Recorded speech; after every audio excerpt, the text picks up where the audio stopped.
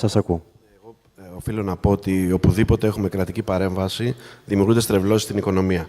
Είτε αυτό είναι το σπίτι μου 1, είτε το σπίτι μου 2, είτε το ΚΑΠ του 3% στο οποίο αναφέρθηκε τώρα ο κύριος Παραδιάς. Όταν έχουμε κρατική παρέμβαση, δημιουργούνται τεράστια προβλήματα γενικά και στους επαγγελματίες και στην οικονομία και στους καταναλωτές. Φυσικά και το 3% πρέπει να φύγει. Φυσικά και δεν είναι δυνατόν να δίνουμε συγκεκριμένα κριτήρια ακινήτου, ανεβάζοντας ουσιαστικά την αξία συγκεκριμένων ακινήτων. Γιατί όλοι αυτοί οι οποίοι μπήκαν, ας πούμε, στο πρόγραμμα Σπίτι μου 1, ουσιαστικά τι έκαναν? Πήραν ένα δάνειο που δεν θα το έπαιρναν ποτέ, αλλά αγόρασαν τα ακίνητα 20-25% ακριβότερα.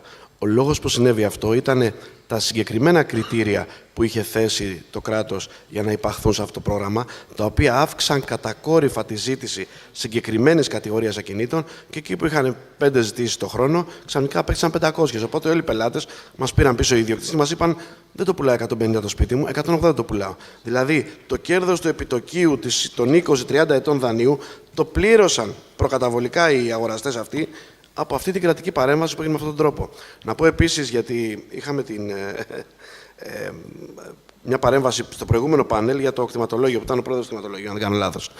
Να ενημερώσω ότι το κτηματολόγιο Χαλανδρίου κάνει 9 έως 12 μήνες για να μεταγράψει τίτλο ιδιοκτησίας. Φανταστείτε τον άνθρωπο, δηλαδή το κτηματολόγιο Χαλανδρίου είναι παλαιό ψυχικό, Φιλοθέη, νέο ψυχικό, Χαλάνδρη και άλλες περιοχές. Φανταστείτε κάποιον που έχει ανάγκη να πουλήσει. Φανταστείτε κάποιον που κληρονόμησε ένα ακίνητο και θέλει να πουλήσει. Και ρωτώ, γιατί δεν υπάρχει χρονοδιάγραμμα προκειμένου μέσα στο συγκεκριμένο χρονοδιάγραμμα η νομική υπηρεσία του κτηματολογίου να ελέγξει αν ορθώς έγιναν ό,τι έγιναν, δηλαδή η αποδοχή κληρονομιάς στο συμβολιογράφο, και να μεταγράψει το ακίνητο? Γιατί αυτοί οι δημόσιοι λειτουργοί μπορούν να απαντούν μετά από 1-1,5 χρόνο εγκλωβίζοντας το κοινό? Γιατί συμβαίνει αυτό το πράγμα? Δεν θα έπρεπε δηλαδή και εκεί να υπάρχει μια παρέμβαση? Τι άβατον είναι αυτό του δημοσίου?